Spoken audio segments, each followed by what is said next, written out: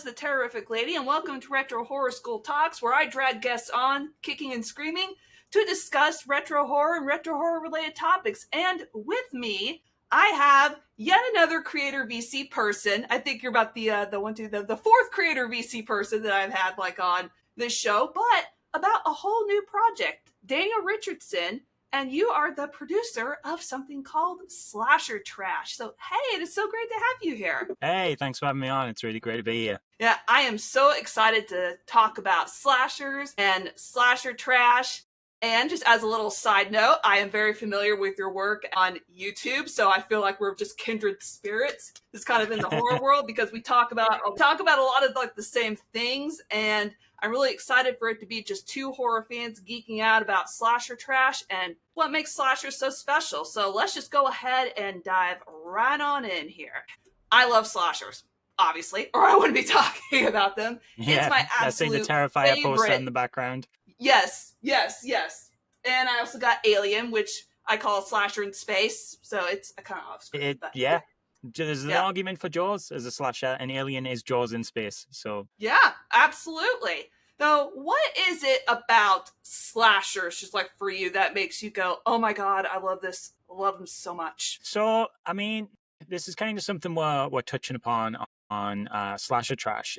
If you look back at the kind of period during the big boom, even though they kind of came before that, there was a lot of critical revile for them. You know, Roger Ebert, the famous media critic, famously called them dead teenager movies, and he treated them with as much bile as that title would suggest. But for me, slashers, especially the kind of stuff we're covering in Slasher Trash, are actually, if you really take a step back, the kind of filmmaking in its purest form. You know, a lot of these films have no marketing besides, you know, a cool cover and a cool poster, because that's all the filmmakers could afford. They have no kind of standard license with a commission with a studio. They are very much like friends, sort of, with no money, but they've got a digital camera and a passion, and they just and lots and lots of fake blood. And they just kind of go in the forest, or go into a cabin in the woods, or go into whatever building they can get their hands on, and just shoot this movie. And yeah, they do, you know, tend to follow very strict formulas. They do tend to have repeated patterns. But even within those restrictions and those tropes exist usually from a budgetary point of view. They exist, you know, it's easier to film within the realms of these tropes when you are, you know, having to work with such a small tight budget. But even within those restrictions, you still get so many interesting takes and variations. You know, there's the home invasion, there's the supernatural slasher, there's the creature slasher, there's all these kind of loads of different flavors. And I find it so interesting that, you know, this genre that was once dubbed, you know, the dead teenager movies, it was so reviled. We're only just now starting to appreciate it for what it is. I mean, I pointed out your Terrifier poster in the background. The Terrifier films, you know, when the character of Art the Clown first started in, I believe, Damien Leone's All Hallows Eve, he was making slasher trash. This is the kind of winking title that we've went with. We say trash with the utmost respect.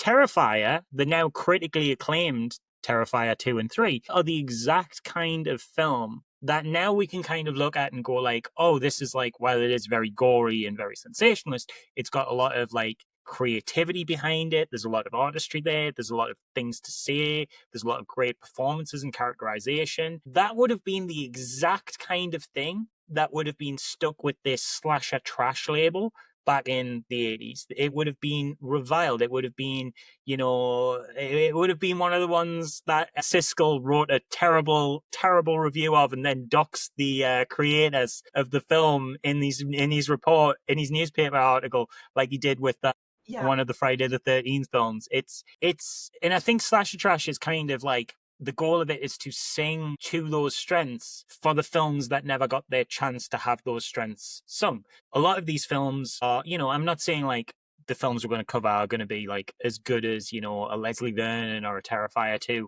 but they have their charms, and they have been made with passion. They are not the kind of they are not as money chasing as people felt they were. They are not as trend chasing as people felt they were. And we want to kind of take a look at those ones, the stuff that kind of the likes of Vinegar Syndrome and people like those, like Blue Underground and those labels are sort of preserving, and say like, hey, this crap is actually like well worth an examination. It's well worth celebrating, and there's a lot more to it than what you think. And in doing so, hopefully spotlight thousands of titles that, you know, would never get seen otherwise. You know, we are really gonna dig deep into the earth for this stuff. We're looking at the you know, the shot on video stuff. We're looking at stuff that maybe didn't even get released. I'll not say anything more, but like there's going to be some interesting stories and interesting tales to tell in there. And yeah, and it's all stuff that, in our humble opinion, as kind of horror curators and historians, is like worth celebrating, worth exploring, and worth praising on its own merits. When you meet this medium at the level it's asking you to meet it at, you can find something really rewarding there. Absolutely, with everybody, and I love the Nightmare on Elm Street films. I love the Halloween films. I love the Friday the 13th films. They're all just like awesome slashers. So it's really great to see slasher trash going in the direction of let's celebrate those potentially underrated or overlooked gems that people just may not know about. Yeah, and that's absolutely the goal, you know. If you've watched our trailer, you'll be sentient of the fact that, like, you do not see a Freddy Krueger, you do not see a Jason. And I love those guys. I mean, I literally have a picture of them right here. You do not see your Leatherfaces and your Chuckies and your Michael Myers. And that was a conscious decision because, like, frankly, you know, we know about those guys. We have had many a brilliant documentary about the Nightmare on Elm Street series, or there was Crystal Lake Memories that covered the Friday the 13th series. We have had so much coverage of that specific media. And I'm, you know, I say guilty of it like it's not a good thing. We want that coverage. I'm guilty of it myself. You know, you mentioned my YouTube before. Like, I know it's weird, kind of weird. Like, I've made my career now to be talking about slasher films when my hobby was talking about slasher films. But like the stuff I spoke about a lot on my YouTube channel was, you know, these guys. And it's just, we kind of want to, well, they're all great and they're worth celebrating, they're interesting in their own merits. We kind of want to break past that surface layer of what people think of when they think of slashers and really dive into the weeds and just bring to light and expose some real, like, deep cuts, essentially. Now, when it comes to those kinds of slasher movies, the ones that are underrated or overlooked, I have to ask, is there a particular slasher film that you personally feel is just underrated or overlooked and that people should know more about? I mean, it's an interesting question because there's a lot of answers to that for a lot of different reasons. So, like, an interesting one for me, for example, and this is something, actually, no, I can't say too much, but an interesting one for me, for example, would be something like The Violence Movie, which is two films, The Violence Movie 1 and 2. They are two 20-minute short films that are literally Friday the 13th ripoffs, but they were made by a 13-year-old Eric D. Wilkinson and his brother, who, like, you know, on that mom's home video camera. And the story kind of behind those, and, you know, he went on to work in the industry and produce on slashers like Mischief Night and stuff. But, like, to me, like, that's really interesting because the story with that one is, it is kind of this ropey, crappy, like, it is not a good movie. Eric would even be the first one to tell you that. But a movie doesn't need to be good to be good. It's a weird oxymoronic statement, but it's true. There is so much wrong with those films. Like, they kind of look like crap. They're shot on like an old home video camera. You know, there's people dodging out of shots, realizing they're in frame and things. And the whole thing, like, it's literally just these 13-year-old kids were very obsessed with Friday the 13th and wanting to make essentially a copyright-free fan film. It is Friday the 13th as told by 13-year-olds with the barcode scraped off so that they don't get in trouble. And what's really interesting to me about that is that should have been a home video that collected dust in someone's attic somewhere. And through a strange sequence of events, not only did they get re-released, they got a physical edition, that still gets sold to this day. It's still in print. I believe they streamed on like the Sundance Midnight Festival. There was some big nightly stream at one of the film festivals put them on, and they ended up getting a brand new original score from Friday the 13th composer Harry Manfredini, and like that's amazing to me. That's incredible. That is the epitome of pure, passion. Like these were budgetless films, but even though they're rocky, even though they're 20 minutes long, there's so much charm in the clear joy on screen from these two brothers that this home video essentially managed to get a life of its own and just expand and expand and expand, and now it's its whole own entity. And like that would be like one instance where I think there's something worth celebrating there, even if the film itself is ropey and jank, as the director would be the first to tell you. It's aspirational almost, you know what I mean? It's the kind of every kid's dream, like, oh, I'm going to make this film when I'm 13 years old, and 20 years, 30 years, 40 years from now, it's going to get a physical release and people are still going to be talking about it. That's cool. And that is a testament to the power that slashers and the passion of the filmmakers who did these things with like nothing but a bucket of fake blood are able to achieve. We extrapolate so much of that from the source material. And then in a more traditional sense, one that, has kind of received a wider release, like back in the 80s, there's so much good stuff. Unhinged is like genuinely deeply disturbing for the time. Alice Sweet Alice like has lots of interesting things to say about religion and uses like religious imagery really interestingly. Sledgehammer is like an instance where the shot on video cheapness like genuinely adds an air of like unsettling quality to it. Like it's very, very goofy and very cheap, but like there is still something disturbing about Sledgehammer, and part of it is the aesthetic of being shot in such terrible quality that it gives it this kind of edge that something that's more polished and refined wouldn't have. So yeah, there's like a million answers to that question, but they're all completely different reasons, and this is the kind of stories and ideas and themes we want to explore with slasher trash. Yeah, it was an unfair question because it had like so many answers. Just even now, I'm trying to think of an answer to that question. I'm just like, oh my gosh, there's so many movies or slashers that I could pick. But if I'm going to think off the top of my head, I'd probably have to go Behind the Mask, The Rise of Leslie Vernon. I love, yeah, and this is the thing. This is what's so interesting about slashers, isn't it? You look at films like Leslie Vernon, and Leslie Vernon is entirely about the culture of slashers. And so, we were told all through the 80s, so I'm told, I wasn't there then, I'm too young, but we were told through the 80s, I've watched a lot of Ebert after the fact, that these movies were irredeemable trash. They'll be forgotten by time. They are money chasing, greedy cash-ins, chasing an insatiable bloodlust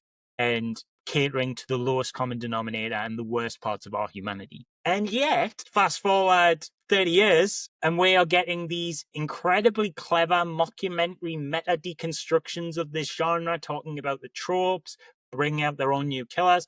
And it's like, that doesn't happen if the thing that was supposedly valueless doesn't have something to say, doesn't have an interesting aesthetic, isn't artistically wonderful in its own right. It doesn't get to that point. If it was truly the garbage we were told it was, we don't have a whole culture build up around it. We don't have Terrifier 2 and 3 making ridiculous amounts of money and critical acclaim in cinemas. We don't have Leslie Vernon deconstructing the genre. We don't have Scream deconstructing the genre. Like, the genre deconstructions, which is kind of the era of slashers we're in a lot of the time now, although we are starting to get more throwback stuff, it come as a result of like there being something to deconstruct, Yeah. And I just think it's so fascinating that there was so much of this stuff was written off. And here's the thing, some of this and some of the films we cover will be crap.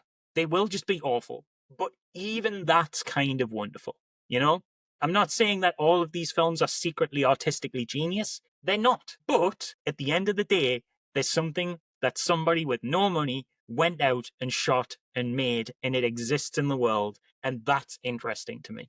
Yes, that's, I think, what draws me to the slasher genre so much, is that you can tell that however it's shot, whatever kind of budget it has, whether it has like a big one or just zero budget, whether it's just two people with a camera. It's just, I think that's why I love slashers so much.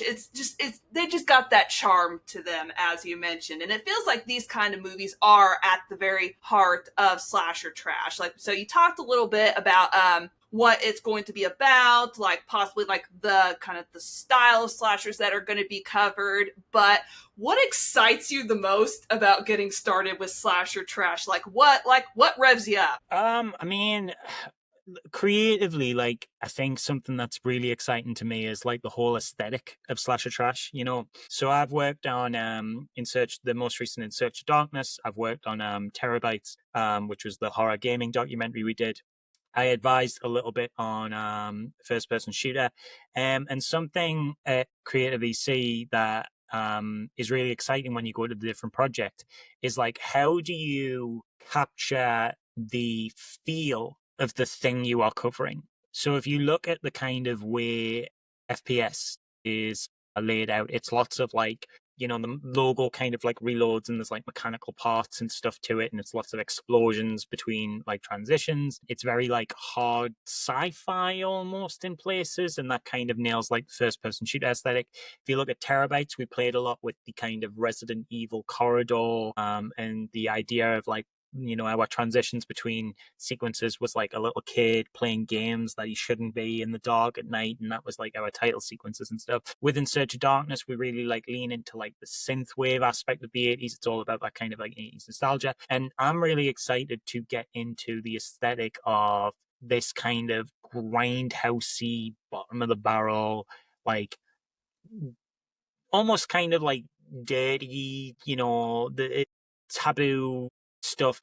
Like the thing that slashers always did well and they did really, really, really well, was entice you in with this incredible cover art. It was like the one thing, like if you had any budget, put it into your cover art, put it into your posters, sell the idea of the movie you wanted to make, even if that's not the movie that ended up on screen. And that is so, you know, evocative, that feeling of kind of, you know, even I remember this, you know, catching the back end, the tail end of it, going into, you know, a video rental store and just seeing all of these like, whoa, what's that? Like covers on these like, you know, big 18 R rating on the front cover, and it was just some like creepy mask, but it was all painted. Just the aesthetic of the weaponry and the killers and the screaming victims on the cover.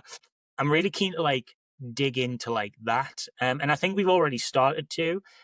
For anybody who's seen our trailer or our poster, we're really kind of like, you know, the trailer we made for this one was the first time we'd ever hired a voice actor. And I think it was important. It gave it that kind of, you know, grindhouse feel, the whole like, this summer, don't go into the woods, that kind of thing. Like there's so much in just that voice that evokes a feeling. And then you look at our poster, and Dave Merrill, our poster artist, absolutely knocked it out the park with this cover that could literally have been the cover of, you know, some VHS you see in Blockbuster that you're not allowed to touch because your parents are absolutely not. That is the vibe.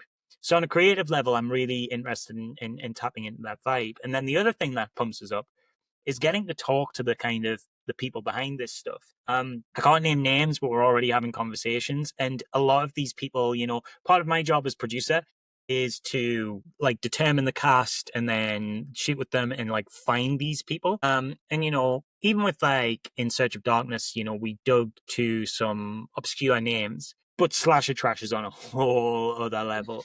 You know, without spoiling anything, I was talking yesterday, I was talking to somebody in Bombay to try and track somebody down. Not from Bombay, but to get to this person, it was like, okay, they sent me them and then sent me them. And suddenly I'm like, I'm talking to this guy in Bombay to try and track down this actor from some slasher film that everybody's forgotten about.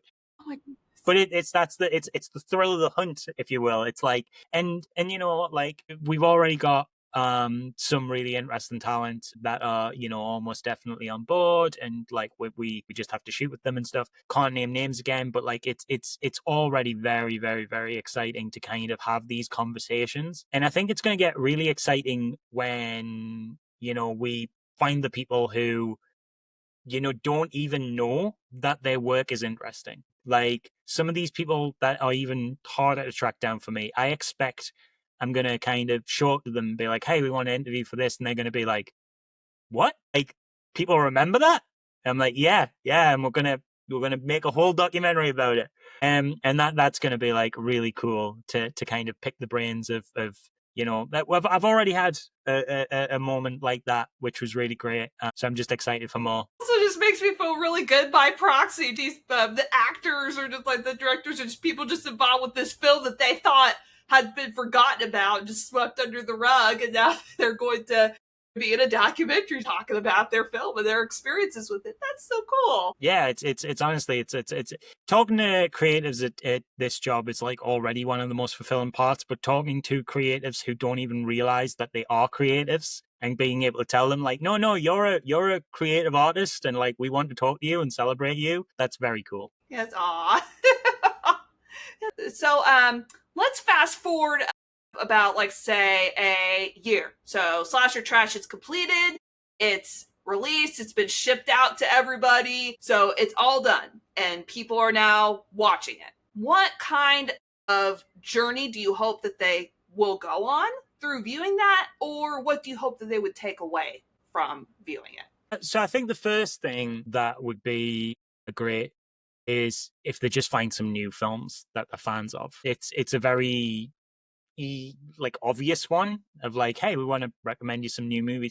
It's really satisfying to me. I had I had a message from somebody about Terabytes earlier, and they had said that the thrill kill segment in episode 5 had started off a new hyperfixation for them, and that they were going to do a group cosplay of all the characters with all their friends. And like that was like, that's wicked. That's great that we were able to introduce you to this, special interest for a game that wasn't even released. And so it's going to be really great to kind of, because we hear it all the time. Like this isn't an unusual thing for us. We hear it all the time of like, oh, your film made me dig out this, or oh, your film made me discover that, or oh, I went and bought the collector's edition after like we, as a producer of these films, we really enjoy celebrating these films. Like that's like that then the topics that we cover, we enjoy celebrating like the games and the films that we cover. And so it does mean a lot to us when, even though it's, it's not our stuff, it's not, we don't make money off like a Blu-ray sale of say curtains or whatever. But if someone watches our if someone watches Slasher Trash and comes away and is like, oh my god, like I'm so glad you covered that movie, it's like my new favorite movie, that'll be a great feeling for us, because that is kind of like our job. We sort of, I imagine it's a similar feeling to like a museum curator getting somebody interested in the history of a piece of art, because that's kind of what we're doing. We're kind of saying like, look at this, and here's all the reasons it's interesting, and here's all the reasons it's compelling, and then it just fires off the neurons in the brain, and they go, that is my new favorite thing now. Great, incredible. I also think the journey I'd like people to go on is to have like a newfound appreciation for the quote unquote bottom of the barrel. I think horror as a genre is starting to get to the point where we're really celebrating it more, and that's great to see. But it is still kind of the butt of a lot of jokes, you know what I mean? Like, how many jokes have you heard about like, terrible horror on Tubi or something like that? It's still seen as kind of like the lazy man genre, or the where all the cheap crap lives. The thing is though, like I can watch and enjoy a bad horror movie. I can't do that with a bad comedy. No. There's different levels. There's still something to love in a bad slasher or a bad horror. And if people come away from Slasher Trash and think, hey, you know what? I've wrote off this stuff. And even if they're not into it, even if they just like go like, it's still not for me, but like that is really interesting, at least on like some kind of like curiosity level. That is like, there is a history here that's more than I thought it was. If we can like educate people on that, that'd be wicked. And also, if we can just get people nostalgic and excited for, those kind of blockbuster VHS shelf, top shelf or bottom shelf, depending on which one you were at, where you couldn't reach it or it was hidden away, the experience of like seeing those in that section, like that's great to us. We embrace that nostalgia because our films and our documentaries kind of like live in that space. And yeah, and ultimate dream, like, and this may happen because all of our stuff is about celebrating a genre, celebrating a medium. Anytime we celebrate horror, if we can like inspire somebody, especially with slasher trash, I think because slasher trash is so focused on like this kind of pick up a camera and go attitude, if that encourages somebody to pick up a camera and go, that's the dream. If somebody watches slasher trash and goes, these guys just went into the woods with like camera that they got for Christmas from their parents that, was shooting on DV tapes. Yeah, I can do that. Like, let's do it. And, them and the mates get together and make like a little slasher film because they've just watched a 4+ hour documentary about people doing just that. The dream, absolute dream come true. That'd be wicked. If we can, through this, not just spotlight horror, but put more horror into the world, that can only be a good thing. Yeah, I mean, I'm not going to complain about having like more horror or more horror movies to watch. It's just like, and if I do, then that means I've been kidnapped and I'm blinking 3 times and you need to come rescue me. But I think that just slashers in general and the subgenre, I think it says a lot about the people who love it. You mentioned something about how like the kinds of slashers that you're going to talk about in slasher trash, how just people could appreciate just like a really bad slasher movie and they could just have a good time with it. Those who don't like slashers or they don't like horror, I feel don't tend to get it. I just recently had a comment on one of my videos basically saying that if you, what was it? It was along the lines of, if you like this kind of movie, because I was talking about a slasher, if you like this kind of movie, then you're mentally ill. So it's like, thanks! Yeah, I mean, it's a common thing. Like, horror has always kind of been reviled in that way, especially slashers. Like, if horror is like one of the targets, like slashers are like the even bigger target just left of them. That's easier to hit because they have no artistic merit. It's dead teenager movies. It's just killing. It's just slaughtering. It's just boobs and gore. And it's like, well, yeah, I mean, if you want to write off an entire artistic medium based on like some presumptions, you'd be my guest, but like you're missing out.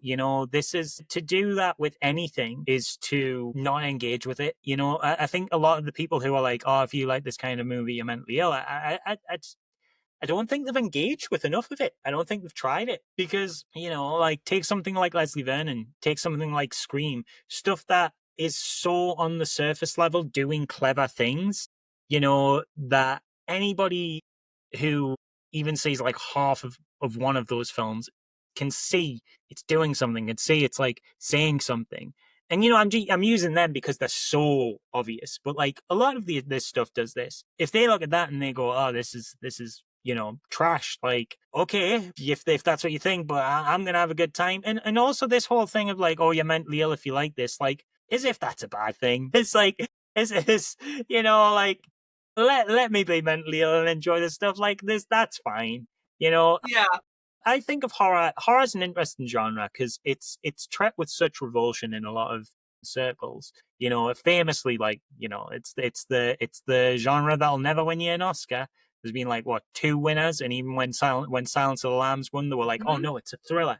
It's a thriller. Like they love to kind of trade that up, and then we got that whole elevated horror branding when critics decided horror was good, and it's like, no, horror's always been good. Yeah. Like there's no more elevated a stance in Hereditary than there is People Under the Stairs. Both of them have things to say, have messages to convey, have commentary to make. But whatever. Like if you need to put on those labels to make yourself feel okay with liking horror, like you do that. But at the end of the day, and this is what we're doing with Slasher Trash, what we want to say is like, this stuff is good even when it's bad. And if that makes us weird, then sure, okay, that's fine. But horror to us, horror to me anyway, is in many ways the most honest genre. And that's because like you'll get a drama that might handle like heavy themes, but it's always like in service of a grandness to it. There's always like nobody watches like Manchester by the Sea and isn't like kind of swept into this like the scope of the emotions of it, and it's a spectacle of emotions. But then you look at action movies and any other genre really, that there's always some kind of like, I don't want to say farce to it, but for lack of a better word, what I'm gonna say is like with horror, when horror engages with things, it is like one of the only genres besides drama, and when drama does it, it makes a big deal out of it. Not in a bad way, I'm not dissing drama films or whatever, but like it makes a big deal out of like, we are going to handle this, and this is very serious, and this is important, and we're going to talk about it. Horror is the only genre where you can put in the darkest stuff, and that's just kind of by the numbers. And I don't think horror is in any way, as a genre as a whole, trying to convey the idea that like, the world is dark and scary and cruel. But on the other hand, as a genre, even with trashy slashers, it is like the one genre that's able to sort of engage with the idea that sometimes people just die and it is unfair, and sometimes awful things happen. And like the general consensus with a lot of these films, though, there are some exceptions obviously, but the general consensus with a lot of these films is like, there is darkness in the world, but the darkness can be beaten. And I think it's really an interesting genre to allow you to engage with these awful things in this safe environment, in an even fun environment, and then ultimately, come to the conclusion that like the final girl comes out on top. Like that's compelling a message. That's a compelling message to me. And so much of horror is written off as like deeply nihilistic. I think it's an incredibly optimistic genre. There's that quote that fairy tales are more than true, not because they tell us that dragons exist, but because they tell us dragons can be defeated. Horror is that in like a perfect example. Horror is, there are killers in the world, there is evil in this world, but stick it out, brave yourself through the scares, and you'll come out on top. And yeah, obviously there's some like ones that end very cynically. The Descent isn't a particularly cheery film. No, it's not. But even at the same time, like it's willing, I appreciate horror's willingness to engage with the things that other genres are afraid to talk about. I don't think, a lot of people can kind of write that off as like, oh, well, if you enjoy this, you're mentally ill. I don't think that's the case at all. I think it's helpful and healthy to engage with this stuff, whether that is through, the grim depths of The Descent or through a trashy slasher movie where a clown chainsaws a bunch of people in half. Like, whatever way you want to explore those things, like, go for it. Like, but horror is the medium to do it in. 100% agree. And I want to touch on the point where it talked about just horrors and just even slashers in general are some pretty misunderstood movies. So, but I'm going to take this topic like a little lighter tone. Do you feel that there are any like tropes? Because, like horror movies are just like full of tropes. Are there any tropes or cliches that you actually like in slasher movies, or that you feel are misunderstood or treated unfairly? I mean, the final girl. Straight away, the final girl. Thank God for Carol J. Clover, the great academic that she was when she wrote Men, Women, and Chainsaws. The final girl was seen as one of the most sexist things in the world. It was interesting that one of the big criticisms of slashers was the deeply misogynistic nature of them. And I am not about to say that these films aren't, capable of a little classlessness. Then it's not like, there isn't problematic elements to this stuff. There is a lot of boobs on show, shall we say. But on the other hand of the spectrum, and this is what Carol J. Clover argued, they were one of the first genres to really centralize female protagonists. The final girl trope is, we at the time everybody wrote it off as a misogynistic trope because it was like, we put this scared young innocent woman through trials and tribulations of terror that go on for 20 minutes in the final act of just constant chase, constant fear, constant stress, constant anxiety, but chose to ignore the fact of, and then they beat the killer. Then they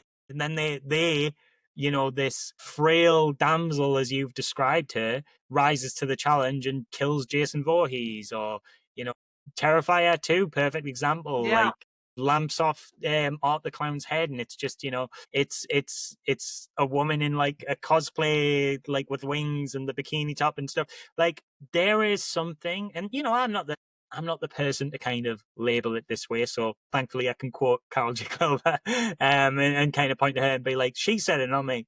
But there is something that you can look at as empowering through that. I think it was a deeply, deeply misunderstood trope. I don't necessarily think the filmmakers on a lot of these things were conscious that was what they were doing. I don't think anybody was making any of these slasher films and going, well, actually there was Slumber Party Massacre was written as feminist literature by a feminist author. But like, for the most part, I don't think these filmmakers were going in and being like, guys, we need to make something with a really strong feminist message. But regardless of the intent, like, the final girl trope is there, and it is something that wasn't being done in other genres, that we weren't getting a lot of female protagonists. We weren't getting a lot of, especially for films targeted, like, let's be honest, at a male demographic. That, like, there was very few female action heroes. There's no woman stood alongside John McClane and Stallone and Rambo and the Terminator and stuff.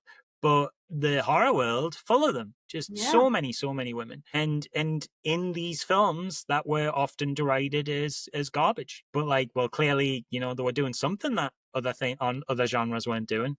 I think that's worth celebrating. I think that's a deeply misunderstood, at least at the time, misunderstood trope. Yeah, I'll have to agree. Final Girl's my favorite cliched horror trope. Like, one of the ones that I will always go back to and that I will always love. So let me ask, who's your favorite Final Girl? That is a really, really good question. Part of us wants to say Laurie, just because, like, I know she's not the OG, the slashers that predate Halloween, but she's kind of like my OG. Have you seen the film Final Girls?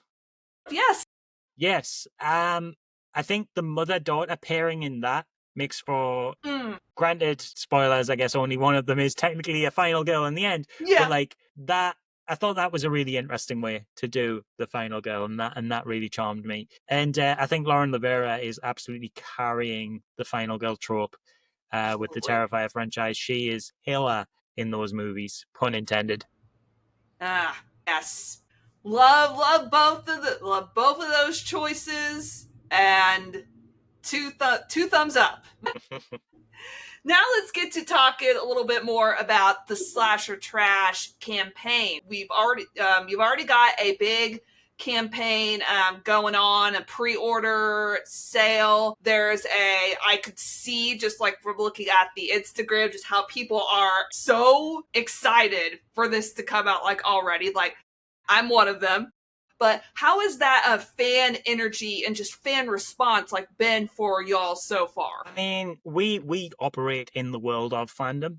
Our whole like energy isn't just making material for fans. It's kind of powered by fans. CEO Robin Block is really passionate about surveying fans even before we hit record on anything, to like ask like, hey, is this something you guys want? Is this something that you're interested in? If we did do it, what kind of people should we talk to? Like, and we obviously have our own ideas, and a lot of those, it's an interesting connection, because you don't want the fans to just tell you everything they want, because then you're just kind of regurgitating the stuff they already know they want. What we make is a mix of like, here's the stuff you want, and here's the stuff you didn't even know you wanted, and spotlighting things like they've never heard of. Like, Slasher Trash is going to be a lot of stuff that, while we have surveyed the fans and we've asked like, hey, what are the obscure slashers you'd love to see spotlighted? And we've got some great suggestions. There's also some stuff in here that's so obscure nobody's going to think to suggest it. But the point is, we have an open dialogue with these people, and they really like empower us to even do this. all of our projects kind of, we do the pre-sales and we get that early buzz, and then like that pre-sales supports the development of the movie. It supports the creation, and it supports our outreach, our post-production, and we at every kind of turn engage with the fans. So obviously when we do the pre-sales, there's a little while before the film will be finished and they'll receive it. So we have these like live events every month to kind of keep people, if you purchase Slasher Trash, you get invited to these like live Q&As that are going to be with filmmakers, with Blu-ray boutique labels, with us as filmmakers, with maybe some actors and stuff. And they're going to kind of get to pick the brains of the people they admire through our connection to them. And like every time with these projects, like seeing the buzz around them from fans is always like so motivating. We get such a kick out of it. We have like our own like internal Slack channel, and we'll like share unboxing videos to each other. We'll be like, oh guys, you seen this one? This person's just done it. And we'll like, people will post up Instagram reels being like, oh, I've just seen, Terrorific, or I'm so excited for Slasher Trash. And we're like, hey, look, check this out. Like, we get giddy about this stuff. Like this is like our lifeblood, because it tells us we're doing something right. And, these are, we like to approach our documentaries as being accessible for everybody.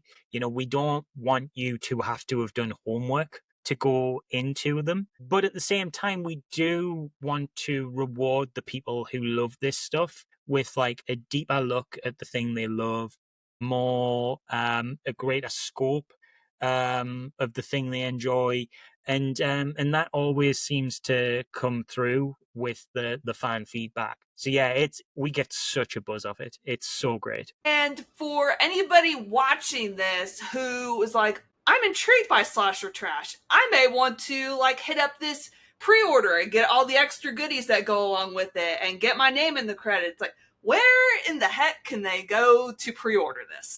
So you have to go to slashertrashdoc.com, and that will allow you to buy either the digital or a special Blu-ray collector's edition, or even more special Blu-ray collector's edition that comes with even further extras. But yeah, everything that we have available, you can see the trailer on there, you can download our press kit, you can see the poster. The poster is something that we're offering as a reward and stuff, and I would recommend, if not for any other reason, go on the Slash Trash Doc website to see the poster, because it is a killer poster. It's so good. Dave Merrill absolutely smashed it. And also an amazing trailer from our editor, Paul. Yeah, everything you could want to know about this project and everything you can purchase with regards to this project, it is all on Slasher Trash Doc. Right. Awesome. And the pre-order ends on August 14th, if I remember. That's correct, yes. Okay, so yes, if you want it, go run over and pre-order it. Now, I end every one of my episodes of Retro Horror School Talks with something I like to call the Retro Lightning Round. So I put people on the spot and I ask them questions just related to the horror topic that we're talking about, which in this case is slashers. I'm going to ask you a question, and you're going to say the first answer that pops into your head, and you can you can leave the answer at that, or you can expand on it as much as you want. Are you ready? I'm a yapper. You'll get an expanded answer, I'm sure. First question. If you were suddenly dropped into a slasher film, what would be your survival strategy? I would hopefully get dropped into the Scream universe, because while I love my ghost face killers, they are the most clumsy and bumbling of the killers. And if I'm in Scream 3, I reckon I could get away with things by using the strategy of just putting a table in front of them, because he trips over a lot of tables in that movie. So if I just stack my tables, I think I'm good. So you just stack a bunch of tables like by each other, just on top of each other, build a wall? I'll be grand. Also, that he's too focused on the theatrics of getting the phone call in first, and like I never answer my phone, so I'm good. I'm fine. Like, unless he drops us a text, he's not getting us. He's not planting the seed and pull off the kill later. It's like, yeah, I'm not answering my phone. I'm not replying to your text. I'm not doing anything. And then he'll just get bored and move on. It'll work. I fully believe that. That is a good two-part strategy. I love it. What is a slasher villain or movie that you secretly love, but that you feel most people don't? That is a good question. I mean, the trouble with this question is that every single slasher film, no matter how bad, has its fans. So I don't want to be like, oh, well, I really like Madman, and everybody, and then have like 100 people show up and be like, well, I really like everybody likes Madman, because there is a huge audience for Madman, despite it being like critically reviled. Well, not reviled, like it was critically okay, better than normal for slashers, but it was certainly by no means a critical darling. Who's a slasher that I like that people don't like? Oh, that is such a treat. Here's one that will be divisive. Chucky from Child's Play, the remake, the robotic one. Yeah, I think that it's is pretty divisive because divisive. people have so much nostalgia and so much love for, Brad Dourif's Chucky. But I actually think that Mark Hamill's robot one was pretty good. And I know a lot of people don't think that, but I do. Don't grab your pitchforks, everybody. But yeah, it's like with remakes, you have to be like careful because there's always nostalgia behind the original one. So this sounds like, though, that Chucky was treated with respect, and that's something that I can dig. I really enjoy the film. It's a very, interestingly, I think it's the prototype for Megan, which was the much more successful film, but I actually prefer the Child's Play reboot that didn't really reboot the series. They kind of went back to OG Chucky. But the Child's Play reboot is I like Megan too, but I prefer the Child's Play reboot to Megan, and they have a lot of the same ideas, kind of rogue AI made as a toy for children. Right, now, this question: if you could remake or reboot any cult slasher, and you have unlimited resources, someone's just throwing you a bunch of money and say, here, you can remake whatever slasher you want, what would it be? Halloween 5. Easy. That you had that not even a question right away. Oh, I've got a whole pitch. I've got a whole 3-act structure. Yeah, Halloween 5, 100%. I won't give you my full pitch because we'll be here another hour. But it's frustrating to me that I'm hoping I'm getting this right. So yes, Halloween 4, spoilers, ends with the young girl killing. She's like the victim who's chased by Michael the whole time. I think they go on. It's been a while since I've seen these films. So she's Michael's niece, or is that determined later in the narrative? Because they do a lot of retconning in that series, so I don't know if she's the niece by this point. Let's say she's Michael's niece. I'm pretty sure she's Michael's niece, and that's why he's so that's why he's so obsessed with that. And he hunts her down the whole film, and then they defeat Michael at the end, and everybody's like, oh, the evil is vanquished. And then the final shot is her just stabbed one of her carers to death, and there's that amazing bit where Loomis just oh no, and just pulls out the gun and goes to shoot this child because he just can't live with another evil like this. Yeah, Halloween 5 really disappointed me with the follow-up that just kind of started with her in a mental hospital and then just kind of goes nowhere with it. I want a film, and I've got a video on this. If I did a YouTube video on Halloween 5 where I explained my whole story beats and plan for this. But I think Halloween 5, and it on paper, this is a single sentence. This sounds ridiculous, but trust us, go watch my Wholesome Halloween 2, Halloween 5 episode. I do it justice. I do the pitch justice. I think the next film should have been about, I believe she's called Jamie, her and Michael teaming up, and there should have been a little girl killer, and Michael takes on an apprentice. Ooh. Kind of like Halloween Ends before there was a Halloween Ends. Yeah, but better, because I didn't like Halloween Ends. So yeah, I'll make sure to link that video in the description so that way people can watch your very awesome pitch and ideas behind that. I'm sure. I'm trying to. I definitely. Yeah, I think it's definitely Halloween 5 that put the pitch in. I don't think it's in my Halloween 6 video. But point is, solid pitch. I believe in it. What is the horror hill that you're willing to die on? Ooh, I've got plenty. I mean, the obvious one for this particular interview is that really crap slashers are worth celebrating, and shot on video does not mean bad, and etc. etc.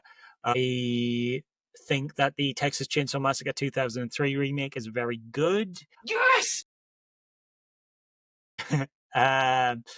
I think the Child's Play remake is very good.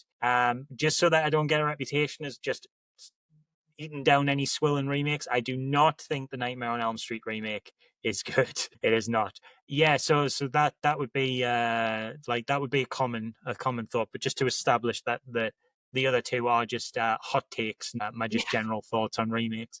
Yeah, there's like too many to name. What's it? I'm trying to think now. What's a horror film that I really love? Like, Other people don't. Yeah, I'm just asking a lot of unfair questions here. Yeah, it's too many answers. I think The Descent is a comfort film. I think it's weirdly calming. I think that The People Under the Stairs is one of the most underrated horror films of all time. I know it has its fans and I know it is celebrated, but like it should be as big as like a Nightmare on Elm Street.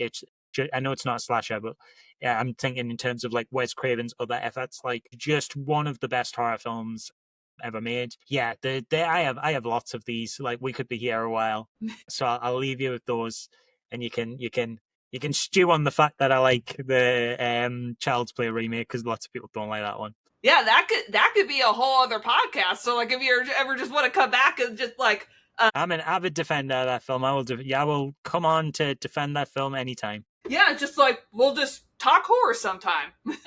Absolutely, sounds great. And beyond like what we've already done here. All right. And the very last retro lightning round question, you're going to fill in the blank. Slasher movies are blank. How many words am I allowed? You're allowed as many words as you need to finish that sentence. Historically interesting, academically compelling, and deeply entertaining. Great answers. Answer. That was meant to be one sentence. All right. So, really quick to everybody before we bounce and end for real. If you are as obsessed with slasher movies like I am, you need to check out the Slasher Trash campaign, which is available at slashertrashdoc.com. Pre-order goes on until August 14th. They're going to spotlight the very weirdest, wildest, craziest hidden slashers out there. And you get a lot of perks and cool stuff to go along with it. So if you want to be a part of it, I'm going to have the link in the description. And Dan, this has been an absolute blast. Thank you for coming on and talking with me about Slasher Trash. I can't wait to see this documentary come to life. Thank you so much. It was a pleasure being on.